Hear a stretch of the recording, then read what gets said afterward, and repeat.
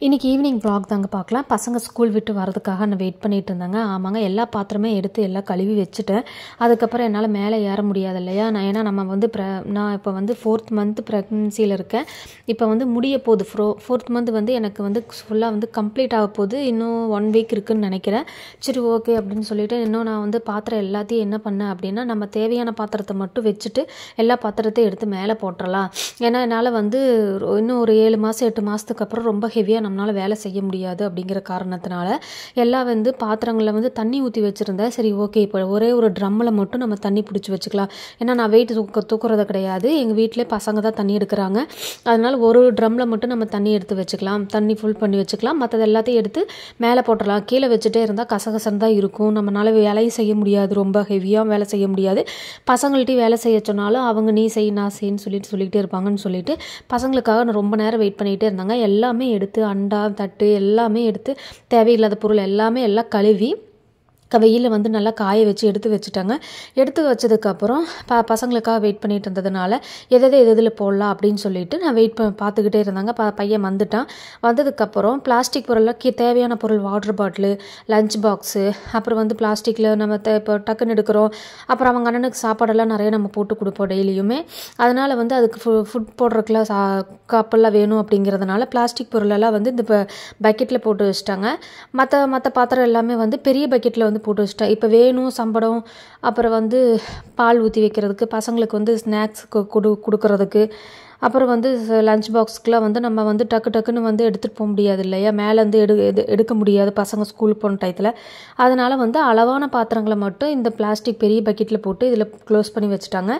அதுக்கப்புறம் பிளாஸ்டிக் டப்பியெல்லாம் வந்து water bottle இது எல்லாமே வந்து இந்த பக்கெட்டில் போட்டு வச்சுட்டாங்க. ஏன்னா கீழே இருக்கிறதுனால என்னால் கீழே குமிஞ்சு எடுக்கவும் முடியாது. பசங்களுக்காக நான் வெயிட் பண்ணிகிட்டு இருக்கிற மாதிரி இருக்கும். அதனால தாங்க இந்த பொருள் வந்து நான் எதுக்காக வாங்கினேன், ஏன் வாங்கினேன் அப்படிங்கிறது தெரியாமல் சும்மா கிடக்குதுங்க. இது எதுக்காக வாங்கினேன் அப்படின்னு கேட்டிங்கன்னா, ஃப்ரிட்ஜில் ஸ்டோரேஜ்க்காக வந்து வாங்கினேன். அப்போ ஆர்வத்தில் வாங்கிட்டேன். வாங்கினதுக்கப்புறம் ஏன்டா வாங்கணுங்கிற மாதிரி ஆயிடுச்சுங்க. அதை வச்சா 4 பாக்ஸ் வச்சா அது வைக்கிறதுக்கு மட்டும்தான் ஃப்ரிட்ஜில் இடம் இருக்குது. என்னோடது வந்து சின்ன ஃப்ரிட்ஜ் தான். இது கிட்டத்தட்ட வந்து 13 வருஷம் ஆச்சுங்க இந்த ஃப்ரிட்ஜ் வாங்கி.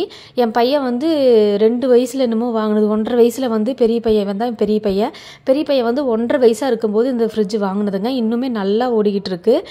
அதில் ஃப்ரிட்ஜில் சரி ஓகே நம்ம ஸ்டோரேஜுக்காக ஆசைப்பட்டு நம்ம போய் வாங்கிட்டு வந்துட்டேன். நான் ஆன்லைன்லேயும் வாங்கலை, நான் போய் கடையில் தான் போய் வாங்கிட்டு வந்தேன். வாங்கிட்டு வந்ததுலேருந்து ஒரு 2 டைமோ 3 டைமோ தாங்க யூஸ் பண்ணேன். அதுக்கப்புறம் தூக்கி உள்ளே போட்டுட்டேன். கொஞ்ச நாளாக இப்போ வந்து பசங்களுக்கு வந்து இன்னர் வேர்ஸ் வைக்கிறதுக்காக பீரோக்குள்ளே வைக்கிறதுக்காக யூஸ் பண்ணிகிட்டு இருந்தேன்.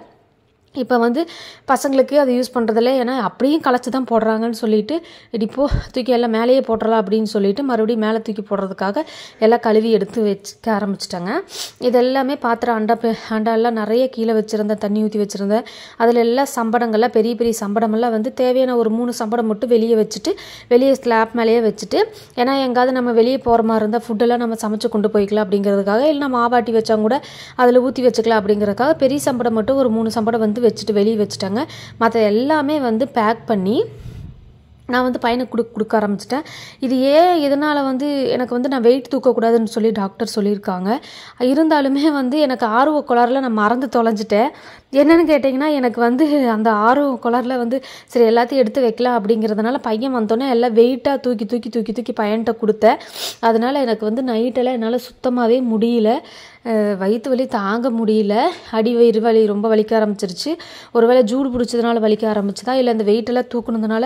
ஏன்னா காலையிலேருந்து நான் இன்றைக்கி ரொம்ப வேலை செஞ்சுக்கிட்டே இருக்கேன். ஏன்னா அம்மா போனதுக்கப்புறம் நான் இப்போ தான் வந்து ரொம்ப ஹெவியாக வேலை செய்ய ஆரம்பிச்சிட்டேன். ஏன்னா அம்மா இருக்கிற வரைக்குமே அம்மா ஊருக்கு போகிற அன்னைக்கு கரெக்டாக முன்னத்த நாள் வந்து வீடெல்லாம் தொடச்சி விட்டு கிட்டத்தட்ட ஒரு 20 நாள் இருக்கும் நான் வீடு தொடச்சி.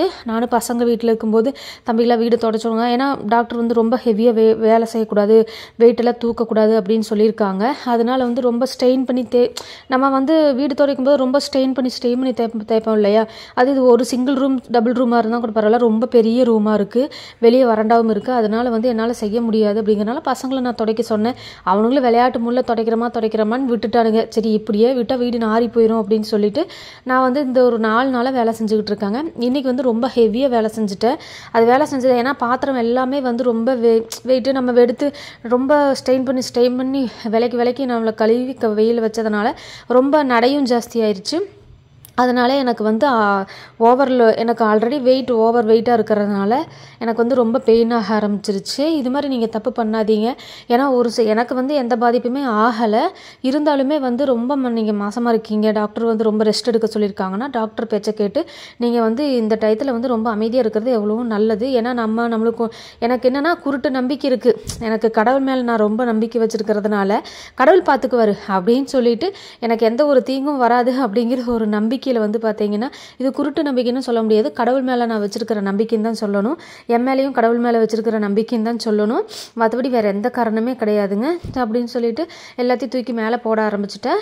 பையனும் தூக்கி வச்சுட்டு அதுக்கப்புறம் இந்த பொருளெல்லாம் என்னென்னு கேட்டிங்கன்னா கொஞ்சம் நான் ஒரு 2-3 மாதத்துக்கு முன்னால் இந்த ப்ரெக்னென்ட் ஆகிறதுக்கு முன்னால் நான் வந்து ரொம்ப எனக்கு வந்து கையில் காசு சுத்தமாகவே இல்லை, என்ன பண்ணுறது அப்படின்னு சொல்லிட்டு நான் வந்து பூ வியாபாரம் பண்ண ஆரம்பித்தேன். பூ வியாபாரம் பண்ணதுக்காக இந்த திருநீர் பத்தி எல்லாமே வந்து வாங்கி வச்சு ஆயுத பூஜைக்காக வாங்கினாங்க. ஆயுத பூஜைக்கு வந்து பார்த்திங்கன்னா நல்லா சேல்ஸ் ஆகும் அப்படின்னு சொல்லிட்டு பூ வியாபாரம் பண்ணலாம்னு சொல்லிட்டு இது எல்லாமே வாங்கி வச்சேன்.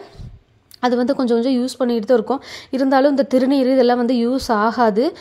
அது ரொம்பலாம் நம்ம யூஸ் பண்ண மாட்டோம் இல்லையா. சரி அதை ஏன் கீழே வச்சுக்கிட்டே இருக்கணும் அப்படின்னு சொல்லிட்டு நான் எல்லாத்தையும் என்ன பண்ணேன், ஒரு பாக்ஸில் போட்டு பேக் பண்ணி எல்லாம் வச்சிடலாம். கீழே வச்சுட்டு இருந்தால் கசகசம் தான் கிடக்கும்.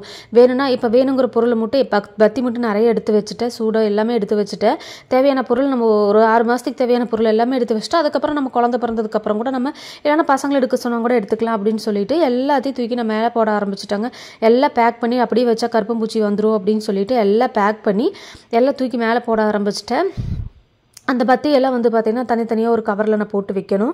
அதுக்கப்புறம் நான் எல்லாம் போட ஆரம்பித்ததுக்கப்புறம் சரி ஓகே அப்படின்னு சொல்லிட்டு பையனுக்கு வேலை முடிஞ்சிருச்சு. அவனுக்கு வந்து பசிக்குதுமா அப்படின்னு சொன்னால் வந்தோன்னே சாப்பிட சொன்னேன். இல்லைம்மா பரவாயில்ல சொல்லுங்கள் அப்படின்னு சொன்னால் சரி வா தம்பி அப்படின்னு சொல்லிட்டு சும்மா ஸ்நாக்ஸ் மட்டும் சாப்பிட்டு வந்துட்டு எனக்காக ஹெல்ப் பண்ணிகிட்டு இருந்தான். இப்போ ஹெல்ப் பண்ணிவிட்டு அவனுக்கு டியூஷனுக்கு லேட் ஆச்சு அப்படிங்கிறதுனால ஏன்னா இப்போ என்னாலலாம் சுத்தமாக சொல்லிக் கொடுக்க முடியறதில்ல. எனக்கு வேலையே கரெக்டாக இருக்கிறது. அதுவும் இல்லாமல் எனக்கு ஒரு சில டயத்தில் ரொம்ப டயர்டாயிரும். வேலை செஞ்சுட்டே இருந்தேன்னா டயர்டாயிரும். கொஞ்சம் நேரம் படுத்துக்குவேன், ரெஸ்ட் எடுப்பேன். இப்படியே பண்ணிகிட்டு இருக்கிறதுனால எனக்கு ரொம்ப முடியறது இல்லைங்க. இப்போ அதை இடத்துல எல்லாமே வச்சாச்சுங்க. இன்னுமே க்ளீன் பண்ண வேண்டியது இருக்குது. இல்லை இன்னுமே கொஞ்சம் எல்லாம் ஒர்சல் பண்ண வேண்டியது இருக்குது. இன்றைக்கி போதும் ரொம்ப நம்ம வேலை செஞ்சுட்டோம் அப்படிங்கிறதுனால இந்த வேலை போதுன்ற சாமி அப்படின்னு சொல்லிட்டு வேலையை முடிச்சுட்டு அதுக்கப்புறம் நான் கொண்டு போய் எல்லாம் வைக்க ஆரம்பிச்சிட்டாங்க. இந்த பவுலெல்லாம் வந்து பீரோக்கில் தான் வச்சுருந்தேன். துணி பசங்களுக்கு வைக்கிறதுக்காக வச்சுருந்தேன். இது பசங்க ஒன்றும் நீட்டாக வைக்கிற மாதிரி எனக்கு தெரியல. சரி இருந்துட்டு போதும், நம்மளுக்கு ஏதாவது பொருள் வைக்கிறதுக்காக யூஸ் ஆகட்டும்னு சொல்லிட்டு பீரோக்கில் வந்து 2 பவுலுமே நான் எடுத்துட்டேன். அதுக்கப்புறம் இந்த பாட்டிலில் வெளியே இருந்துச்சு, கசகசன்னு இருந்துச்சு. அதனால் சரி ஒரு பவுலில் வந்து நம்ம இதை போட்டுக்கலாம் அப்படின்னு சொல்லிட்டு அந்த ஒரு பவுலில் வந்து இருக்கிற கண்ணாடி பாட்டில் இது எல்லாமே கண்ணாடி பாட்டிலுங்கிறதுனால டக்குன்னு பட்டாங்கூட உடஞ்சிரும் இல்லையா. அதனால் அந்த கண்ணாடி பாட்டில் எல்லாமே நான் எடுத்து ஒருசிலாக எடுத்து ஒரு கூடையில் வந்து நீட்டாக பேக் பண்ணி வச்சுட்டாங்க. இப்போ பார்க்குறதுக்கே நீட்டாக இருக்குது. வீடும் பார்க்குறதுக்கு கொஞ்சம் நீட்டாக இருக்குது. ஓகேங்க, இனி இந்த vlog பிடிச்சிருந்துச்சுன்னா மறக்காமல் நம்ம சேனலை சப்போர்ட் பண்ணுங்கள்.